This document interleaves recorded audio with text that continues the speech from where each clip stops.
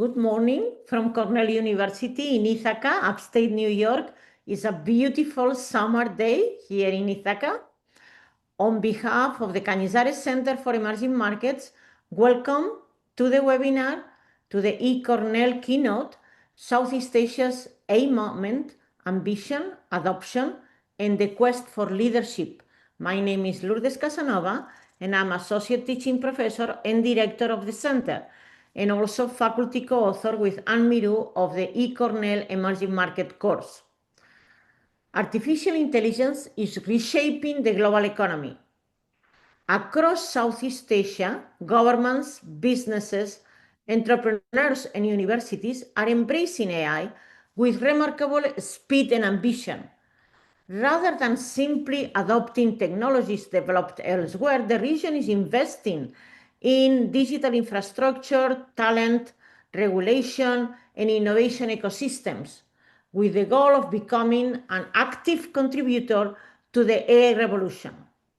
Today's keynote explores Southeast Asia's AI journey and will showcase a research that we have done during this year, collaborating with students, trying to find out the region's strengths, its diverse national strategies, the challenges that remain, and the opportunities for Southeast Asia to emerge as one of the world's most dynamic AI hubs in the world.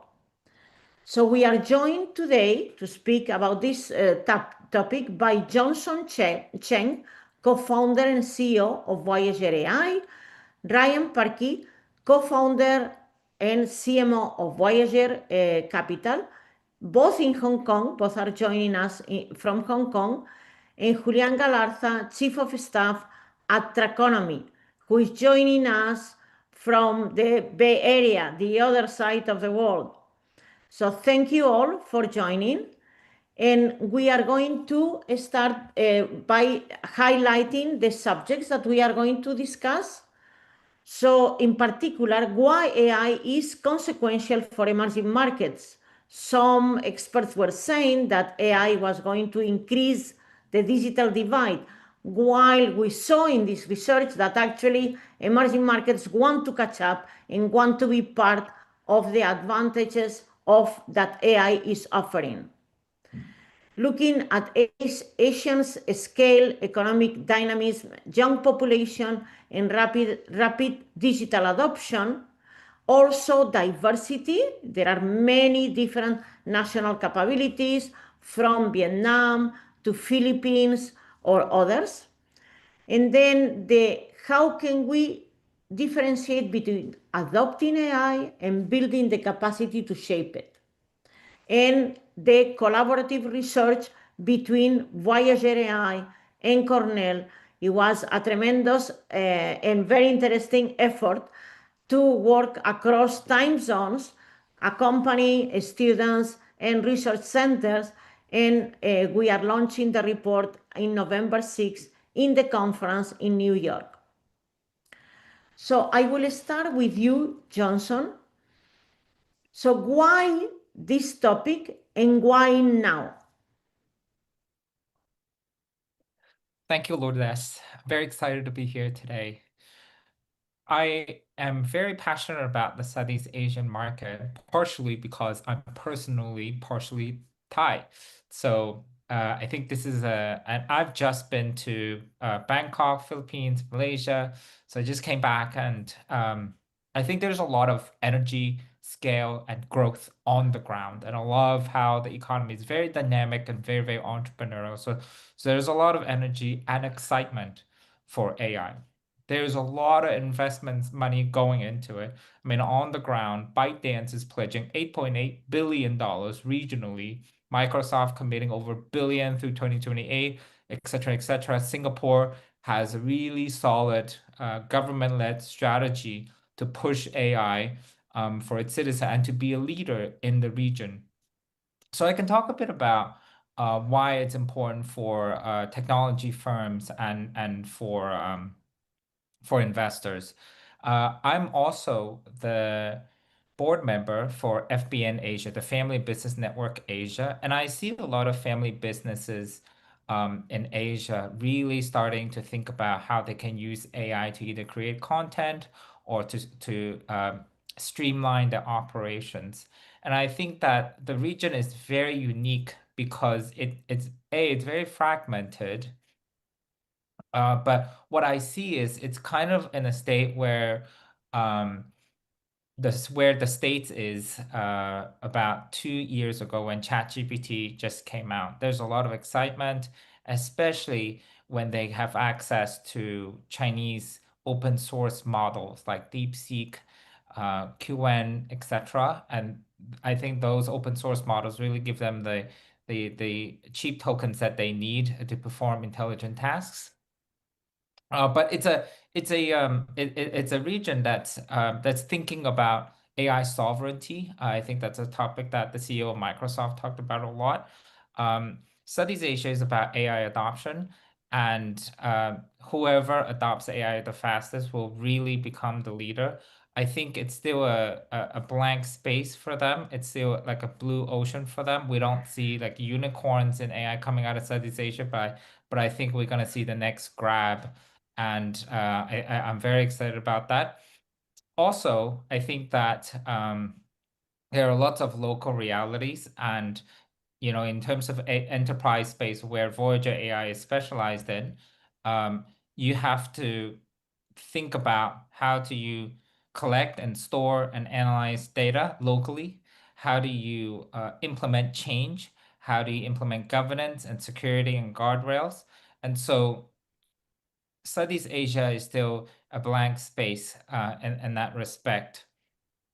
We're working with a manufacturer right now that has a factory in Vietnam, and they're thinking about, okay, from a RFQ perspective, how can we make that process much faster? How can we turn a process that would take 1 day per engineering diagram to, for 15 minutes per diagram? And how can we really expedite that process? So I think the opportunities not only exist in the consumer space, but also in the enterprise workflows and being able to automate a lot of those workflows with sensitive data. And our experience has been that a lot of manufacturers and financial services firms are really interested in that. Back to you, Lourdes. You mentioned financial services and manufacturing. So from your experience, which sectors you think are going to have or are starting to have the greatest transformation? Healthcare, logistics, agriculture, or others? I think we'll see the fastest transformation coming from financial services first, only because these are larger institutions and they're competing globally. And so these financial institutions will have the capital to undergo a digital transformation. But I think logistics will be and manufacturing will be the runner-ups, and I think that there's a lot of inefficiencies that can be streamlined, and these are the areas where we'll see a lot of growth. In terms of agriculture, I've also heard that, especially in Malaysia, they're looking into using robots to augment and assist the workers in the fields. In Thailand, they're using robots to help harvest agricultural produce. So I think, but overall on an AI level, um, financial services will definitely and manufacturing will definitely be the first ones that will adopt AI. Okay, so let me just turn now to Ryan. We worked on the report and about more, in particular, the implementation of AI in Southeast Asia. And also, you, Johnson, and you conducted a survey that was very interesting with small and medium-sized enterprises in the region. And of course, we had the tremendous opportunity to collaborate with Julian and students from EMIC, the Cornell Club, Rollins and Laidlaw Scholars. So, and now this summer, the interns led by Charlotte Roberts and Daniel Kim are finishing the report with other interns. So why you think, what did you learn? What were the main findings of the survey?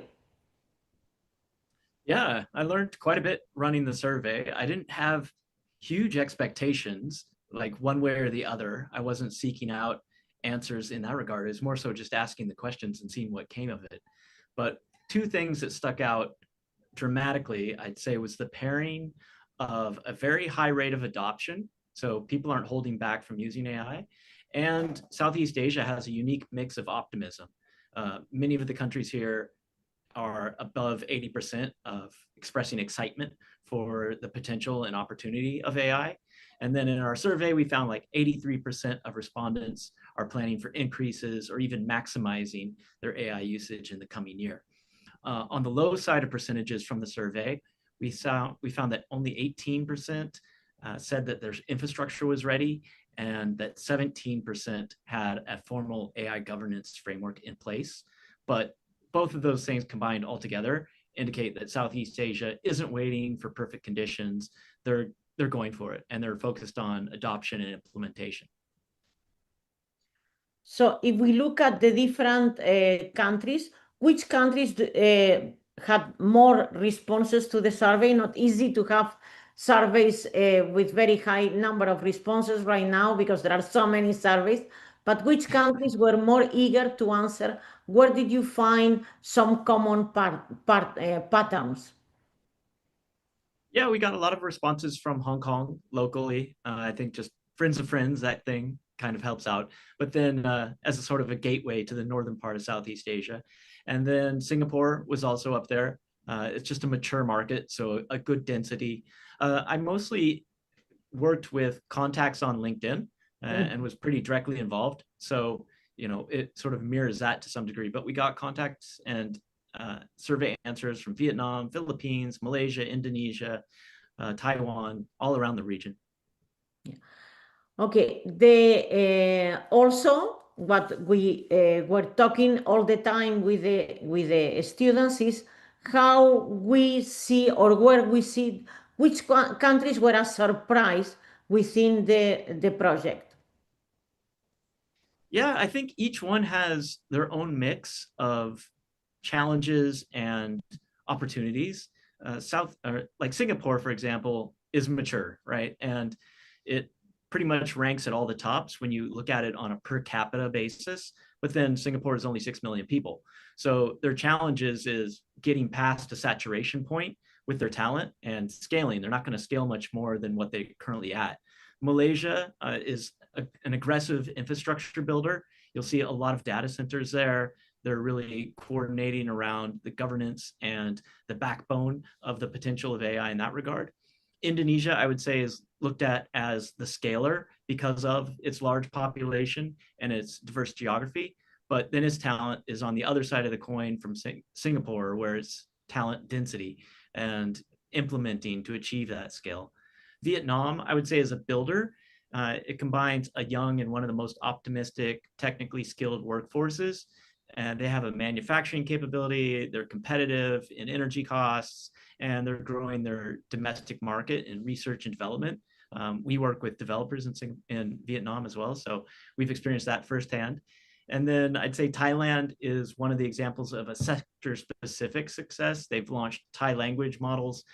They've done a lot of different implementations across agriculture, healthcare, manufacturing, tourism. And so they have that small business angle in play and underway. And then finally, the Philippines is taking, kind of similar to India, taking their English-speaking talent that they've been known for business process outsourcing, all that sort of stuff, and applying AI power to it. So they seek to elevate the skills and services that they currently offer to higher value levels in analytics, financial services, and customer service. And Ryan, would you give a particular example, either or both of you, Ryan and Johnson, particular example of a company, you mentioned two, Johnson, more on successful implementation of AI. At times, we want to implement, we start, we face some challenges, and then we put the project on hold. So what do you think has been the, or some examples, some best practices that you have found that keep the momentum going. Ryan. Yeah, I would say the ability to iterate and take an iterative approach. Also, I would say don't be, and this is what we're seeing in Southeast Asia, and probably a good example of it, not being model specific, not being tied into one model as like the core of the platform, but actually having the problem that you're going to address be the core of the implementation. So if you're saying we want this outcome and we're all determined this is the outcome that we're seeking and we're going to use AI to achieve at least a portion of it, then that's going to have a much higher chance of success than saying we're going to use Gemini, we're going to use Kimi, we're going to use Claude, and then figure out the problem. I think it's much more likely to figure out the problem if you work backwards from the outcome that you're seeking. And Johnson, yeah, please. Yeah, I'll piggyback on that and emphasize the importance of iteration. I can share an example of a case, a project that we did for a client, and they had to process over 10,000 ID documents per year. And before, they had people that would sit there in front of the computer and just reading these ID documents, hundreds of them a day, and it's not a very fulfilling job for them. What we did was we came in and they needed it to be on premise because it absolutely has to be private, it has to be very, very secure, and which means you cannot use any public AIs, and they needed to be fast, and low cost. So there are three things that we often think about. The triangle that we think about when it comes to projects: the speed, cost, and quality. All right, and most of the time you can pick two. What we did was in the first iteration of it, we reached 92% accuracy using AI to parse all kinds of ID documents, even ones that are just pictures of people. I wonder why people upload their own pictures as their IDs.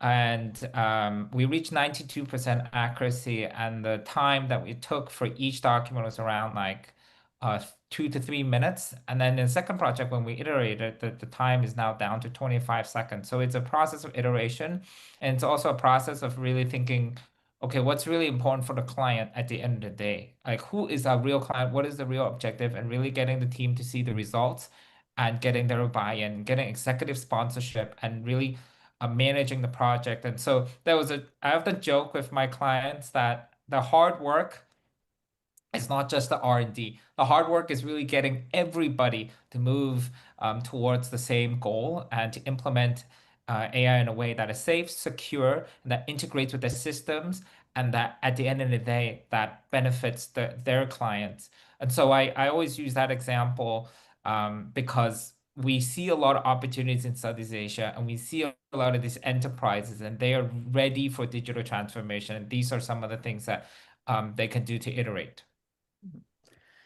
So I will turn back to you, Lourdes. Yeah, thank you. I will turn to Julian now. We saw this positive attitude we have seen here in the speeches at the graduation ceremony. Sometimes, every time that AI is mentioned, that the students move to the speaker, there is uncertainty regarding jobs. Recent graduates are facing a more challenging job environment, and everybody's giving the saying is AI the guilty one. It's because of AI. And in the project, we saw this ambition, this positiveness, this eagerness to adopt, to find ways not only to adopt, but to also make it, as you were saying in the examples, to make it work for you, for small and medium-sized enterprises. So, Julian, what must governments, companies, universities, and investors do to convert this enthusiasm that we found in AI in the region into a lasting competitive advantage? And also, we saw, of course, very important gaps in the region regarding infrastructure, computing capacity, capital, talent, data, or regulation. So what do you think has to be the way to address those gaps? Thank you, Lourdes, and yeah, it's a pleasure to be here with you guys. So a little bit of some intro, because I think it's important to know a little bit of the background so you understand like my position. So yeah, I have been like working with a couple of companies in consulting. Right now, I'm working more with a startup, but in the in the US. Or I always have been curious about like these projects internationally. So comparing a little bit globally, you know, what is happening in Southeast Asia versus there have been other projects in Latin America versus, you know, the US. So it's very interesting always to have like this perspective. I think that we're right now in a global, a very global connected environment. But yeah, thank you, Lourdes. It was very nice, and it was a pleasure to work with you during this research. Same, Brian. It's very interesting also listening to Johnson and understanding his position as an investor. Very interesting. When you asked me about this question, to be honest, this question is one of the most complicated ones because it's like this, so what, right? Now we are understanding like there is a momentum, as Johnson is mentioning, there is a necessity.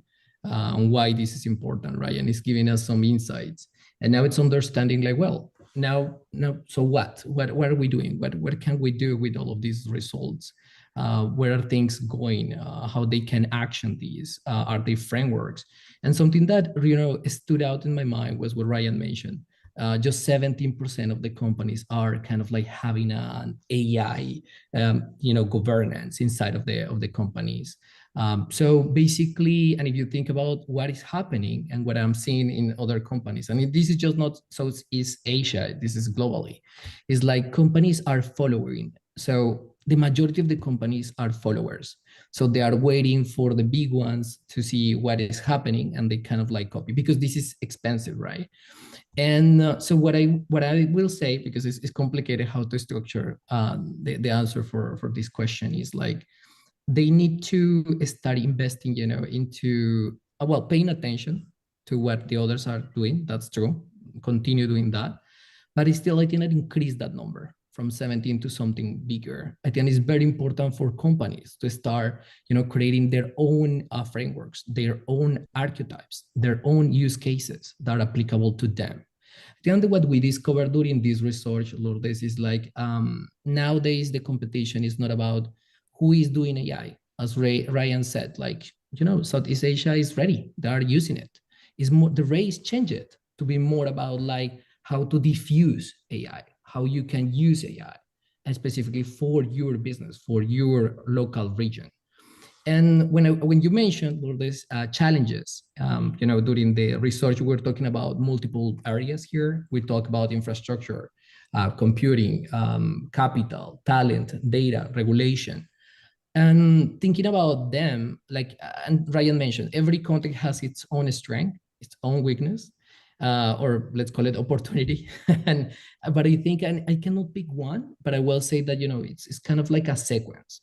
And if I can pick where companies needs to focus right now, well, besides what I said, like, you know, creating like these AI governance inside of their companies and use cases, is about, if I need to pick some of these ones, I will say like, you know, energy and talent. I think that the direction right now is going on that way. I think that companies need to, and let's start by talent. I think that talent was very recurrent bottleneck across all the countries. We saw that, you know, it's kind of like, it's not about like one country is focusing in just one aspect, like data. I think all of the countries are focusing in all of them, but just in different levels. But this one was very recurrent across all of them.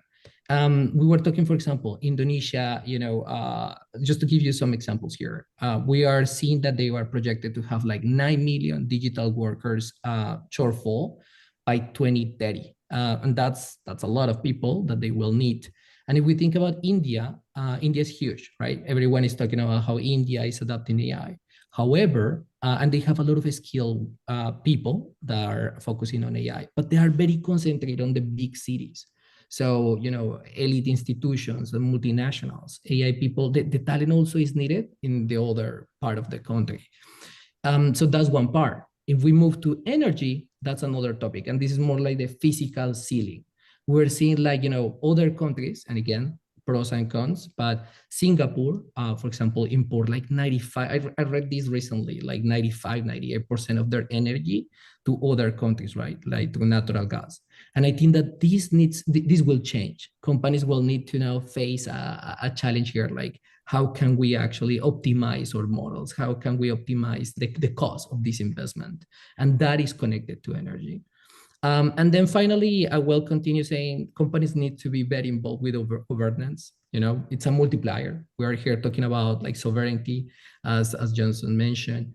And again, back to the only 17% of the survived firms have formally AI governance framework. So I think that that's very important. We need to see what the government can support, and that include education, include talent, include frameworks. So I think that that's the companies right now need to be very close to the government. Okay, this is one question for you, Julian, and also maybe Johnson and Ryan can complement, is that for India and also for Philippines, IT services are a major export. In fact, for India is the most important export, IT services, business process outsourcing, very important. But AI, with AI tools, this industry is of course disruptive, and also can be completely wiped out. So how do you see, if we look in particular to business process outsourcing, again, very important, and also a source for hard currency for India that needs to import most of the oil and pay it in hard currency. So how do you see, or what examples we saw in the survey and in the project regarding this particular sector that stands to lose a lot from AI and is so key for countries again like India or Philippines? Julian or Ryan or Johnson? Julian, you want to start? Yeah, for sure.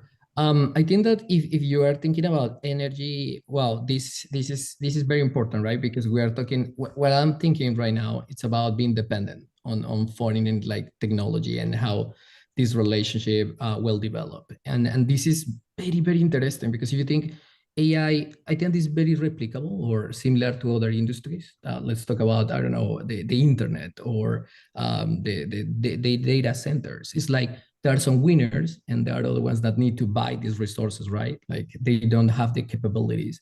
And I don't think that my position, and I'm just talking from my perspective, is like, it is not about like the regions cannot or they shouldn't receive foreign in infrastructure. So I think that it's important. Some countries have some skills, other ones don't.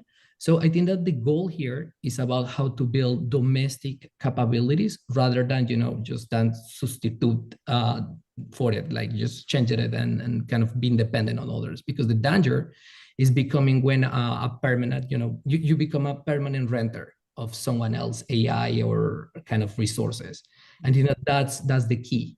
So I think that this is, the risk like Vietnam and Malaysia in some of the parts of the report we were talking about, right? They want to build the infrastructure, but they cannot do it if they don't have, the skills or they don't have the materials to build this.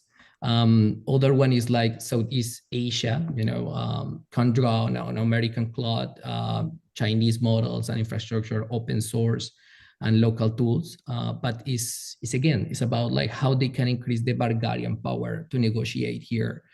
So they need to start building these capabilities so they have, the power to say, okay, we will be, it is not about like we will do everything, but it's about we need to create some kind of like, let's call it like differentiators that will prevent us to depend completely on other AI resources. And this include energy. For example, I'm seeing like, Bangkok doing their own data, like protecting data with some of the things that they are doing. Singapore and Malaysia, they are prioritizing, Vietnamese language data and models. So those are ways that can help you, to protect your own infrastructure and your own economy. But that's the thing that I think that's better related with energy, but this is how I'm seeing like yeah, that's my perspective. I don't know if Ryan and Johnson have a different one and can, say that complement. I can Yeah, I'd jump say in. one of the. Oh, Oh, go ahead, sorry, Ryan. Johnson. Go ahead, Ryan. Sure. I was going to say one of the strengths of these business process outsourcing companies and economies is that they're very outcome focused. And the outcome is much of the challenge for people adopting AI. And so you'll have talent that has expertise in outcomes. So I think adding AI into that mix just gets you better outcomes quicker, or more robust outcomes, or higher detailed outcomes, but it won't change the underlying model that they're outcome focused. So somebody that's trying to adopt that locally is going to have to just go through the process of generating the whole system that is focused on outcomes and efficient about it and reliable about it, et cetera. So they're going to have to address a lot more of the underlying issues within their workflow than a economy that is heavily focused on business process outsourcing. Okay, Johnson? Yeah, I jump in real quick.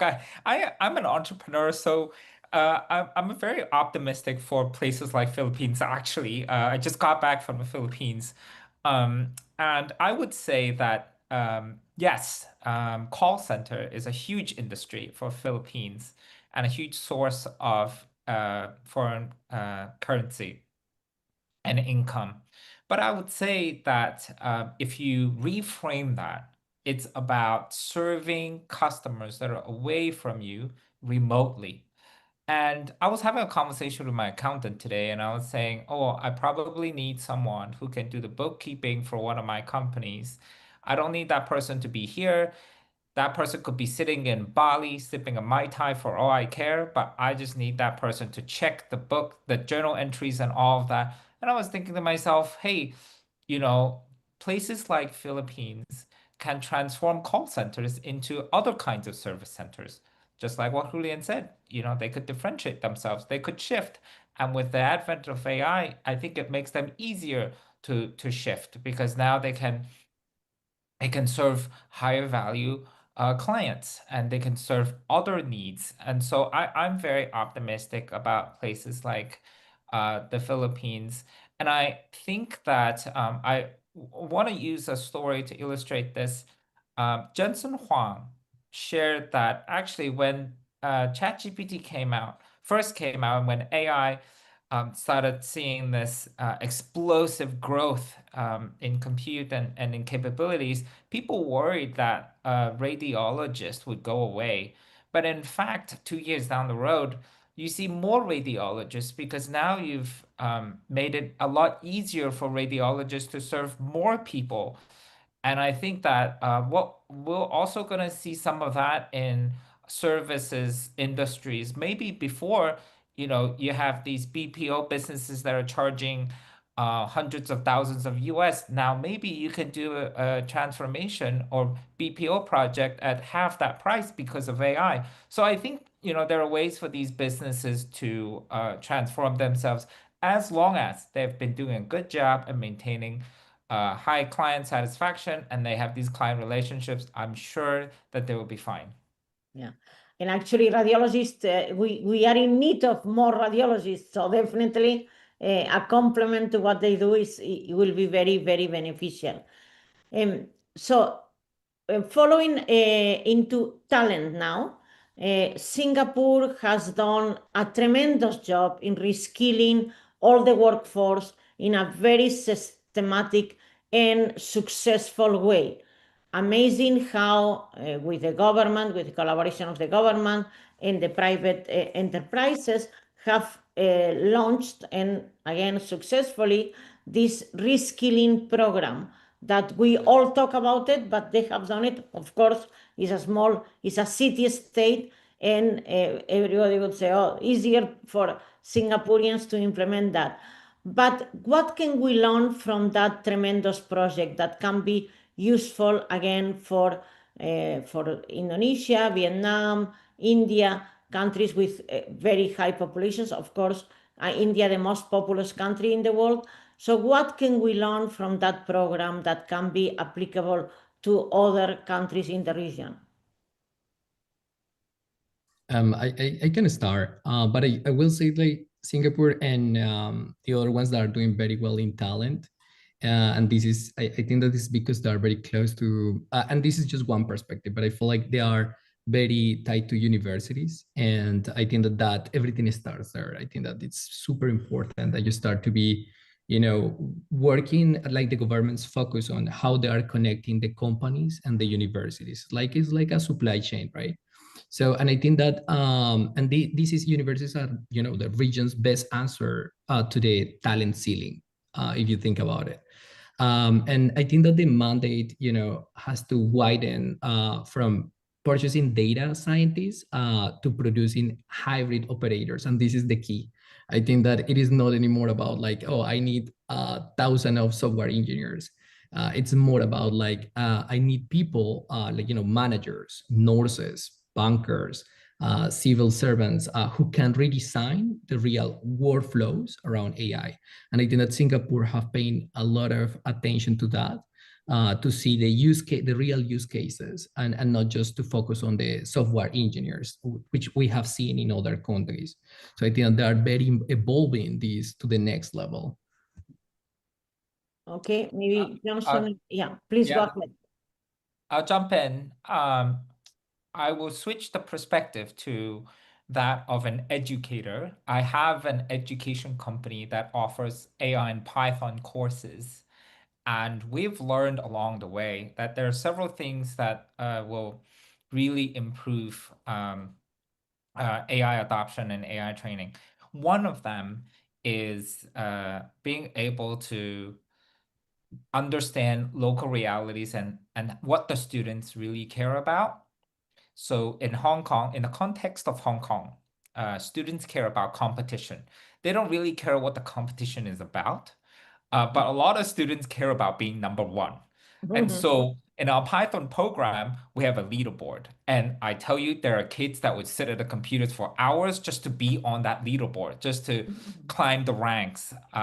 So I think understanding what students want and how to motivate them is a key way of getting them to learn AI. The other thing is, I would say one of the jobs that AI will never take away is teachers. I've taught classes before, and there's nothing that can replace the what I call soul touching experience. Going to the student, and I think Lourdes know this very well, right? Going to the student, caring about them. Hey, buddy, how are you doing? Why are you struggling in this? Can I help you? Right? I think these are the human touch that AI cannot replace, but they're absolutely essential in getting the students to learn and to maintain that curiosity and drive to learn. And to you, Ryan, you're now running a training business, so the training part of Voyager AI. So maybe you could share a few thoughts on this. Yeah, I'd say what Singapore did really well was establish a framework that wasn't just singular to Singapore. It was connected to the wider world of training. So it incorporated education from Google, it incorporated education from other platforms. And then it gave their entire populace a plan, like a workable plan, and it made it freely available. So at a bare minimum, if you wanted to learn AI, you could go to the government sponsored version of it and get a education that's not standalone and is connected to a wider world. So I think every country within the region can do that. And the region itself is so diverse that it's had to be connected. It's had to cross borders. It's had to cross languages. So it's very much used to that workflow. And so I think it's something that's a definite opportunity for the other countries to adopt and just fold into the wider ASEAN network. Yeah. Actually, well, Julian and I prepared like a workshop with, as I said, there is so much uncertainty in the over there in the world that the students, MBA students, are very worried in Vietnam or in Philippines or in Ithaca in Cornell. So we prepared a workshop with the students, and I thought that Julian summarized very well, going back to basics, which skills are needed today very important also in these reskilling processes. And I thought it was a very interesting. So maybe Julian, you can comment on the real skills that are needed today in the AI world. Yeah, absolutely.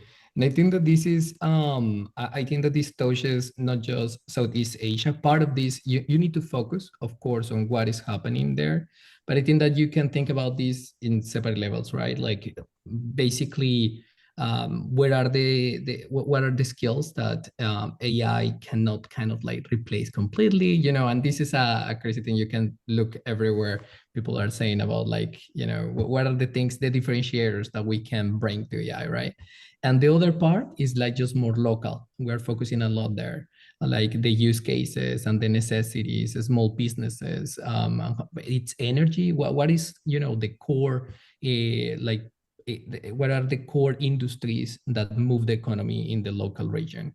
So I think that these two things are kind of like complementary, but there are different topics. If I go to the first one, which is more globally, I will say that is more the human part of absolutely. I will say that, you know, we talk about different models and how Southeast Asia, it's not locking into just one model, and that's perfect. I think that you need to be sure, make sure that you know the strengths and opportunities for each of the models, and you know how to manage them.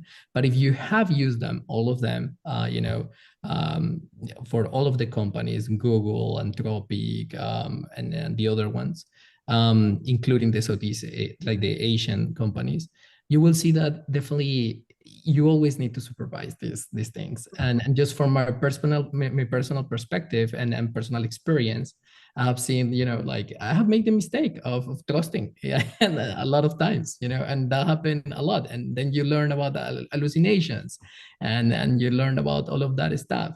So it's very important. And I'm seeing like how, you know, going back to the education and universities, they are trying to encourage students to, you know, it's not about use AI for something that you never have done. I don't think that is like that. It's more about like use AI for things that you know very well how to do it.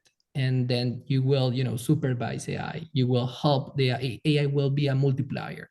It is not replacing you completely, because if you don't know what you are doing and you put, you know, agents right now to do it, you don't know if that's the right thing or not. So that's the first thing. I will focus a lot into understanding, you know, like what are you trying to multiply, optimize, and you need to be, you know, very conscious about that. Plus, of course, the human part of having your intuition, having your business, you know, intuition 100% there, if that's the right thing or not. I think that other skills that we talked during this workshop that Lourdes mentioned are about negotiation, you know, communication. Those things are very important, and I think that those things are what, you know, you need to train your models on that, right? It's like now people is like, okay, if I'm doing my model, which will be, you know, called help me with my emails with Lourdes, I want a specific, you know, type of language and a specific type of tone. So that's what you need to, you know, be very good at it. The second part is more local and region. I will be very briefly here. So Johnson and Ryan can complement here, but it is exactly looking at the use cases. When we look at you know, consulting does a great job, and I was there working with multiple companies, but it's about understanding what is the first use case, where is the MVP, how can we, you know, because there is a lot of things that you can do, but, you know, time and resources are limited. So it's about like, you, again, back to education, back to understanding, having business intuition is understanding how can I optimize my resources and where I need to start first. So I think that those are the key things, and you can think more deeply about like what is inside these two big buckets. But yeah, I will pass it to my colleagues so they can complement. Yeah, no, what I thought it was super interesting is this. Sometimes we go overboard and we say, okay, we don't need any more programming. We won't need any more technical skills. And I remember the technical skills are very important. And over there, again, engineers from India, that you have these tremendous IIT institutions, that definitely the scale of engineers in India is a tremendous strength. And I remember saying, you said, this is a given. You need the technical skills. Don't be mistaken. You need the technical skills, but at the same time, communication, managing AI as well, and communication, sales, negotiation skills will be there and are very important, that we focus also always in leadership, in communication, negotiation, selling, soft skills becoming even more important. So any other comments, Johnson or Ryan, on the talent side? Yeah, I was just having lunch today with a successful fund manager, and he asked me the exact same question. And I shared with him that, when I hire people across my companies, and either when I invest in people or hire people, I look for people who can get things done, overcome obstacles, be self-driven, problem solve, and think critically, and be able to pull in resources and to have that ability to ask the right questions and to use AI or to call somebody for help and to be resourceful. People can actually get things done. And I think I really appreciate those people. There are very few of them. There are always a scarcity, but I really enjoy working with those people. And when you show a track record of getting very difficult things done, you wouldn't need to worry about job prospects in your whole career. People will find you. Mhm. Ryan, anything to add to this very important skills segment that we were talking? Yeah, I would say at the geopolitical level, a lot of the countries in Southeast Asia are maintaining a baseline. They're helping their talent reskill and upskill by also saying, hey, AI is not going to eliminate your job. So, there's different laws have been passed both in Vietnam and China that's like, you can't lay off 1,000 people because you've implemented AI at your company. And I think those types of things give people the breathing room to say, okay, yeah, like we'll pursue improving with AI because we know it's not going to replace our job the next day. So I think that that's helpful. It gives the benefit of optimism that it's just not being taken away so quickly. They know that it's a value, that people that are trying to reskill are optimistic about it and not pessimistic. So I think that's something else that, as a baseline, just helps the region. So in this last segment, I wanted to go back to the where should governments focus in Southeast Asia. AI is a tremendous ecosystem that goes from, and we have mentioned that, from energy, from computational capabilities, to talent, to scale, to LLMs. Is a tremendous value chain. Can smaller countries, and again mentioning Vietnam or Philippines, go into for everything? India is very ambitious, and India is creating its own LLMs with support from the government, but still, definitely in India, the deficits in energy are and infrastructure, although India has improved a lot, but the deficits are important. So can countries in the region or each country cover or enter the whole ecosystem, or should they concentrate in a particular one and then have collaborations within the region, developing LLMs in their own languages and making LLMs work for their main industries, from agriculture to tourism, etc. So the question is, what models should be there, or what are we seeing? Again, India clearly really ambitious, needless to say, China in the region going everywhere, but definitely India, which is still much poorer than China, wanting to say, okay, we want it all. Should other, Malaysia, Thailand, Philippines, Vietnam, go into a particular point of this value chain and then collaborate with the others? And would be this collaboration possible? Johnson? I am of the belief that the people in many of these countries are very innovative themselves, and I'm a strong proponent of free markets. So I think that if the government puts in place, like Singapore, a framework that is fair and open for people to start businesses and to serve the local markets, then I think a lot of these companies, whether it's from the States or from China or even local companies, will really want to join the ecosystem. I am not of the opinion that everybody should build data centers because that really will drive up energy prices for the local population. But I do think that the energy is a critical resource for any country. So these governments would benefit in the long run, whether they're focusing on AI or not, in investing in their energy infrastructure and inviting international partners to help them with it. I think that I've heard that there's an AI institute in Malaysia focusing on building robots and AI specifically for agriculture, and I think that's a great use case.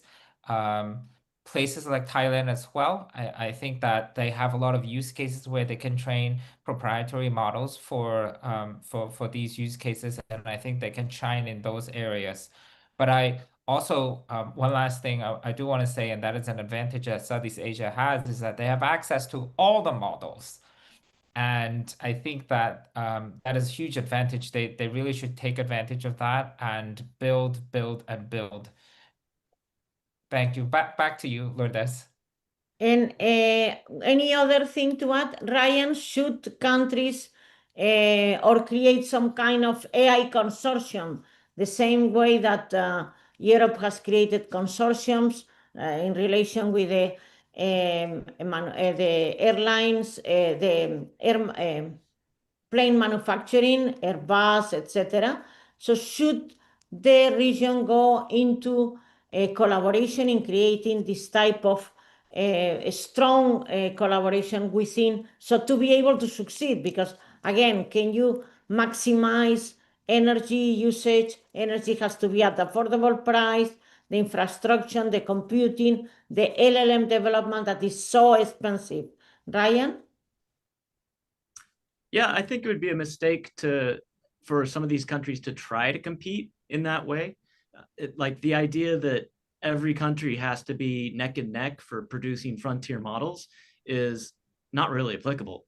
What really is the big scale and gap for all these businesses and most of these countries is introducing AI into their current workflows. They should remain whatever industry they are. Like if they're an oil producer, they should still do that. If they're a farm or agriculture, they should still do that. They shouldn't try to become like AI frontier developers. But what they should do is introduce AI in workable ways into their businesses. And I think that's what Southeast Asia's huge opportunity is. And I think they have the understanding and the gumption to go about doing it in that way. I think they can look at both sides of the market, especially between China and the US and the West, and say, okay, these two big boys are taking big bets. How about we just take some small bets and take small bets with the businesses that we know and see if we can improve, 10% in what we're currently doing and be 10% more efficient. And then as far as like energy and competition, everything else goes, everything's already moving to the direction of more efficiency. So what might have been a large amount of energy consumption and a massive data center 5 years prior is probably going to be something substantially different 5 years from now. So I think playing that frontier top tier game is a heavy competition, whereas you can take a few steps down the ladder and compete really, really well within your industry. But if I may complement, I think that is finding the right balance. I think that, and we are seeing that there are a lot of there is a group already. The Asian working group is already in place, but the guidance are voluntary. So it's and I think that the win is coordination and not harmonization. It's not like everyone will be the same. And we were talking about that during the report a lot. It's like treat the countries as complementary and not identical. So Singapore, institutional capacity and human capital, Malaysia infrastructure, Vietnam, ambition, and receptive user. Indonesia, scale on demand. Thailand, SMEs. So I think that is about that, right? So you keep you coordinate without erasing the national differences that let each country compete to each other and play to its strengths. So I think that is about that. Yeah. The sun is rising in the West Coast in Silicon Valley. That's true. Yeah, so a metaphor for AI is rising.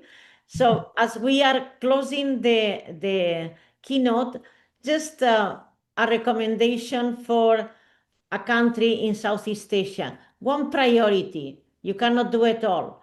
You have mentioned a number of, just one priority. You are Vietnam, Philippines, Malaysia, Thailand, Indonesia. What should be the priority? Who wants to start? I'll start. Yeah. I'll say, Okay. Thank you.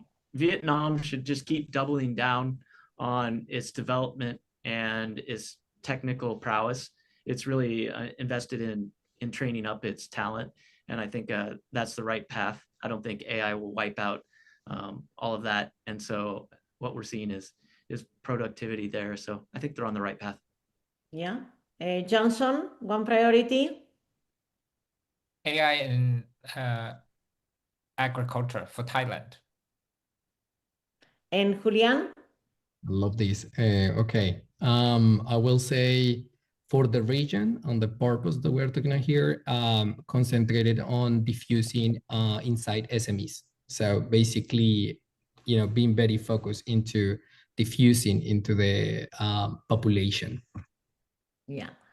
So in closing, today's discussion highlights that Southeast Asia's AI opportunity, again, is taken as an opportunity, which is very interesting, positiveness, not a threat, an opportunity, is not based on a single country, company, or technology. Its strength lies in the region's scale, diversity, entrepreneurial energy, and willingness to experiment. You mentioned iteration and iteration and iteration, Johnson. Yet ambition alone will not be enough. The sustainable AI leadership will require investment in talent. We mentioned that a number of times, computing infrastructure, research, responsible governance, and collaboration in the region. Southeast Asia must not only adopt AI efficiently, it must also shape AI around the needs, the particular needs within agriculture that was mentioned, manufacturing, and aspirations of its own economies and societies. The decisive question is no longer whether Southeast Asia will participate in the AI revolution, is whether the region can translate rapid adoption and this enthusiasm for this technology into original capabilities, greater productivity, and inclusive growth, and lasting leadership, global leadership. The survey is already published in Voyager AI website, and I want to thank Charlotte, Danielle, the summer interns, and all the students during the year that contributed to the report that will be online at the end of the summer and will be launched in the 2026 EMC Square Annual Conference in New York on November 6th. Please join us. Johnson, Ryan, Julian, thank you very much. And the eCornell team, thank you for sharing your insights. And thank you to everyone who joined the webinar. Looking forward to the next one. Thank you so much. Thank you, Lourdes. Thank you, everyone.